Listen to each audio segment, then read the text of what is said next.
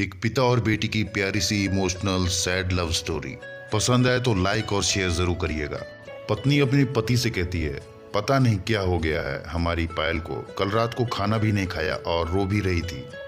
अभी सुबह जगाने गई तो फिर से रो रही थी। वो जब पूछी तो बस इतना ही कही कि प्लीज माँ मुझे अकेला छोड़ दो।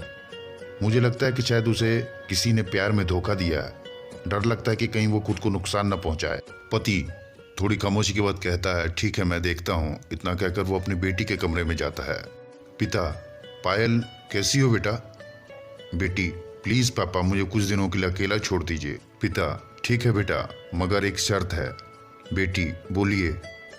पिता, मैं तुम्हें एक बकवास कहानी सुनाना चाहता हूँ, तुम सुन लो, फिर हम तुम्हें डिस्टर्ब नहीं करेंगे, ओके? बेटी, ठीक है सुनाइए। पिता, आज से करीब 20 साल पहले एक राजा हुआ करते थे, बेहद अमीर।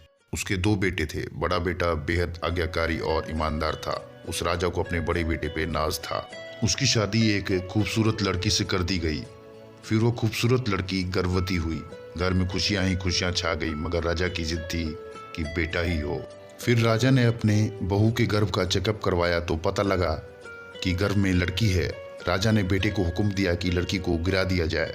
आखिर बड़ा बेटा आज्ञाकारी था, ना तो करेगा नहीं, मगर पता नहीं उस पागल बेवकूफ को क्या सूझा कि 2 दिन बाद अपना राजपाट, धन दौलत, शानो शौकत सब कुछ छोड़ के अपनी गर्भवती पत्नी को लेकर महल से गायब हो गया। सच कहूं तो वो बड़ा बेवकूफ और पागल था। लोग बेटियों को बोझ समझकर गर्भ में नष्ट कर देते हैं और वह एक बेवकूफ पागल एक बेटी के लिए तमाम सुख सुविधाओं को ठोकर मार दिया।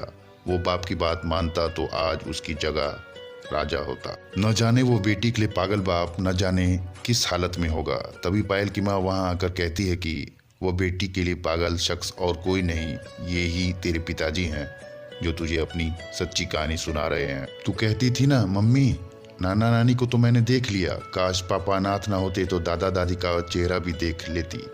तेरे पापा अनाथ नहीं है। तू बड़ी होकर जिद न करे दादा दादी से मिलने की, इसीलिए तुझसे सच छुपाया गया। फिर तेरे पापा ने तेरे पैदा होने के बाद एक कसम ली कि तेरे अलावा दूसरा संतान फिर कभी नहीं बनाएंगे।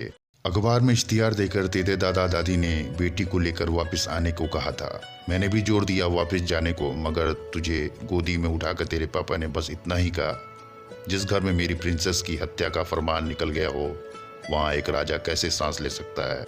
अब नजारा अलग था। पायल की आंखों में पापा के लिए सम्मान, उसकी मोहब्बत के लिए ढेरों सारा प्यार और उनकी कुर्बानी के लिए इबादत करने का जी कर रहा था। आंसू थमने का नाम नहीं ले रहे थे, मगर सब कुछ सिर्फ पापा के लिए था। पापा ने बस आखिरी शब्द इतना ही कहा अपनी बेटी को, मैं नहीं जानता बेटा कि दुनिया तेरे बारे में क्या सोचती है, मगर तू मेरे लिए बेहद अनमोल है।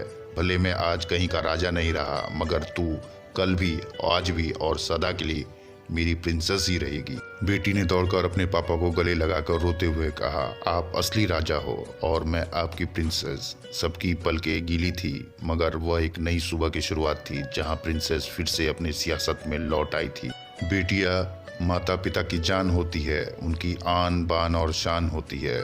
आशा करता हूँ आपको ये छोटी सी प्यारी सी दिल छूने वाली कहानी बेटी पिता की शान अच्छी लगी होगी। आप लोग वीडियो तो देख लेते हैं मगर लाइक और सब्सक्राइब नहीं करते हैं। यही तो है मोटिवेशन जो हम आपको दे रहे हैं, वही पलटकर आपको भी हमको देना है। तो प्लीज़ हमारे चैनल को सब्सक्राइब और हमारे वीडियो को लाइक ज़रूर करें। मिलते हैं किसी दूसरे बेहतरीन कहानी में, तब तक के लिए धन्यवाद। आपका प्यार, आपका आभार।